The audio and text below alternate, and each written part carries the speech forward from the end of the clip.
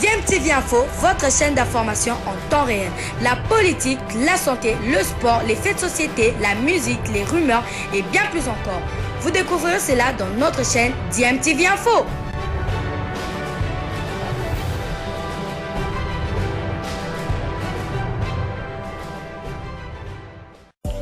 Vous êtes sur DMTV, bonjour ou bonsoir, tout dépend de l'heure à laquelle vous nous suivez. Tout plaisir est pour nous de vous retrouver, mais surtout de savoir que vous êtes nombreux en train de suivre votre chaîne YouTube DMTV. DMTV qui vous propose l'actualité, vous propose également des analyses et des réflexions sur des sujets d'actualité, sur des faits sociaux, tout simplement sur des réalités que nous observons ici chez nous en République démocratique du Congo. Ikoyo Iyembe, comme milieu de terrain, Amédée Massassi, Mokokotonombe, Mika Miché, Sozeze Manga, Peter Mutomosi Zilou, Glodili Konza et Merveille Kikasa Wamba. Et comme attaquant, Mercedes Ngimbi, Philippe Kinzombi, Mpian Zengeli, Obed Mayamba, Jean-Marc Makousou et Adam Bossou Nzali. Et cette nouvelle, Sébastien Desabre devrait arriver à Kinshasa ce vendredi. C'est dans le journal Africa News qui a livré l'information. Le technicien français doit arriver dans la capitale congolaise ce soir. Vous le savez, Sébastien Desabre est le choix de la FECOFA pour succéder à Hector Cooper à la tête du staff technique des Léopards seniors de la RDC. L'ancien entraîneur de l'Ouganda est attendu à Kinshasa pour signer son contrat avec le gouvernement congolais afin de prendre officiellement ses fonctions à la tête de l'équipe nationale de la RDC. Et selon Africa News, Sébastien Desabre devrait rester vivre ici à Kinshasa pour une longue durée, car l'option de l'acquisition d'une résidence officielle avec un personnel d'appoint serait sérieusement envisagée pour lui. Sébastien Desabre, qui devrait donc être engagé avec la RDC au-delà de 2025, puisque, comme l'avait dit à Top Congo FM il y a quelques semaines, le secrétaire général de la FECOFA belge Sutatala, Sébastien Desabre devrait conduire les Léopards de la RDC aux éliminatoires de la Coupe du Monde 2026. C'est le projet à long terme, mais dans un premier temps, il va poursuivre les éliminatoires de la CAN 2023 avec la RDC. Une campagne que les Léopards ont mal démarré avec 2 défaites face au Gabon à Kinshasa 1-0 et face au Soudan à Omdurman 2-1. La RDC affrontera en double confrontation la Mauritanie. Ça sera au mois de mars 2023. Les Congolais devront absolument s'imposer pour à maintenir leur chance intacte en vue d'une qualification pour cette Coupe d'Afrique des Nations Côte d'Ivoire 2023.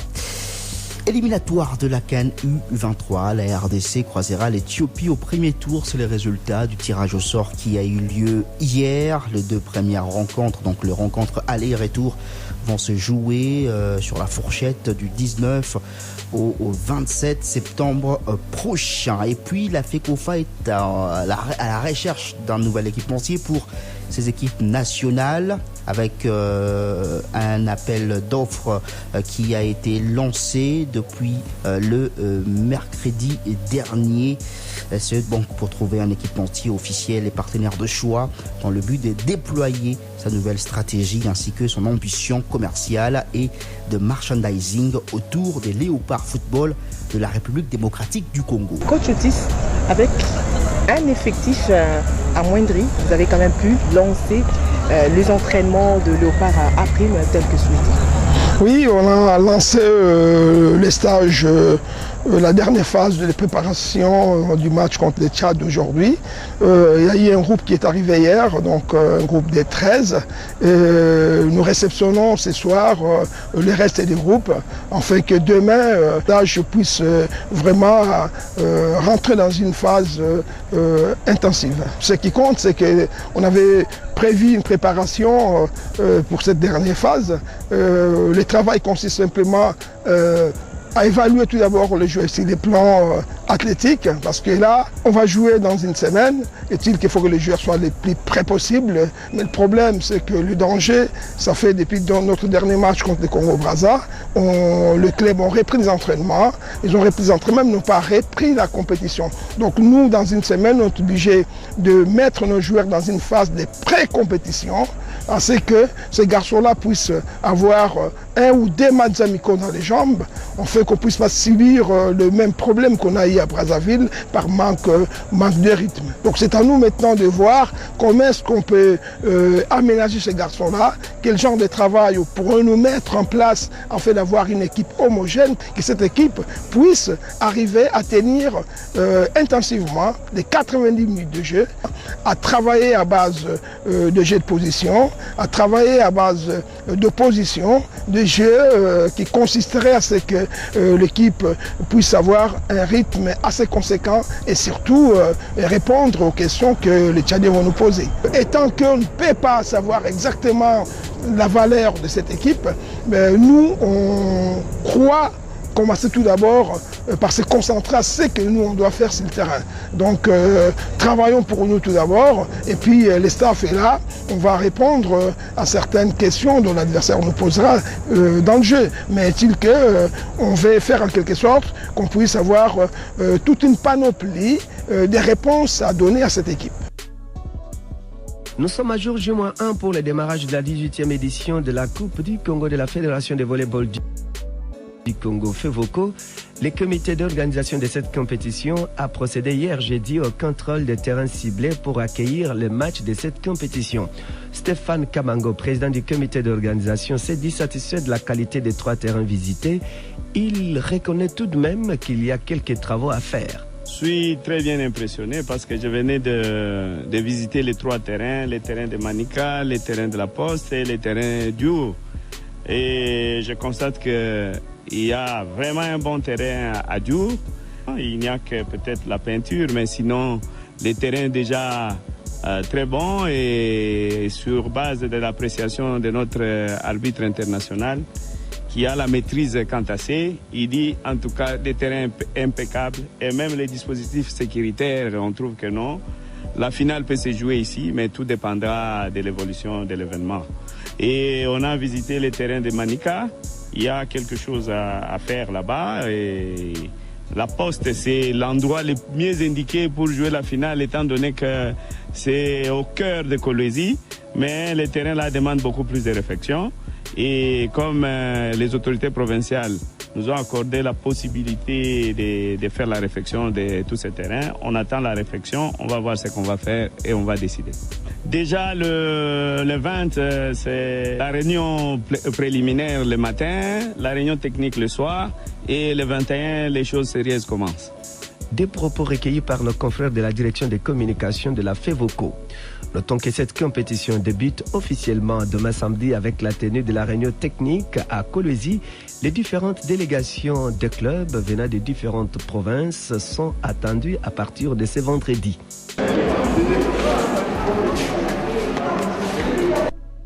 C'est dans l'après-midi de ce mercredi 17 août 2022 que Stéphane Kamango, vice-président de la FEVOCO et président du comité de l'organisation de la 18e édition de la Coupe du Congo de volleyball, est arrivé à Kolwezi avec une délégation de 11 personnes en provenance de Kinshasa. À peine foulé le sol Lualabé, cette délégation s'est dirigée vers le commissariat en charge des sports, loisirs, culture et arts pour présenter les civilités aux premiers sportifs de la province. Sous l'autorité de son Excellence Maman Fifi Masuka, elle a accepté que nous puissions organiser ces championnats ici chez nous à Kolwezi. Vous allez remarquer que lorsque vous allez faire la descente, que les choses ne sont peut-être pas telles que vous le croyez, d'où vous avez une grande tâche à accomplir d'ici le début de ce championnat, c'est-à-dire le 20. Vous allez circuler avec les responsables de la Ligue qui vont vous indiquer les endroits choisis pour jouer. Ici, réceptionné par le commissaire au sport du Lualaba, Paulin Kalau Kapent, plusieurs emblèmes annonçant les couleurs du championnat national de volleyball ont été remis à Madame la vice-gouverneure et gouverneur AI de la province, Fifi Masuka Saini, pour avoir accepté d'accueillir cette fête nationale au Lualaba. C'est la 18e édition de la Coupe de la FEVOCO. Aussitôt arrivé à Kolwezi, nous avons vu les autorités provinciales, précisément le ministre provincial des Sports et Loisirs, qui nous a reçus à son bureau. Un homme d'une grande générosité, un homme d'État. Il nous a bien accueillis et il dit qu'il va nous accompagner lors de la 18e édition de la Coupe du Congo de volleyball. Vraiment, parce que je trouve que c'est un homme d'État et il a la maîtrise de la discipline qu'il est en train de chapeauter sur le plan provincial.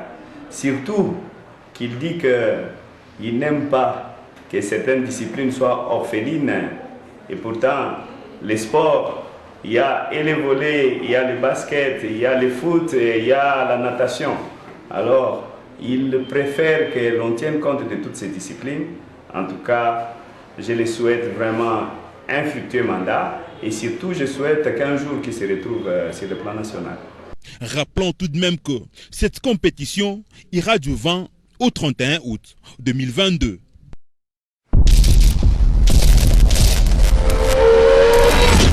Bilile le kamalo bana evele.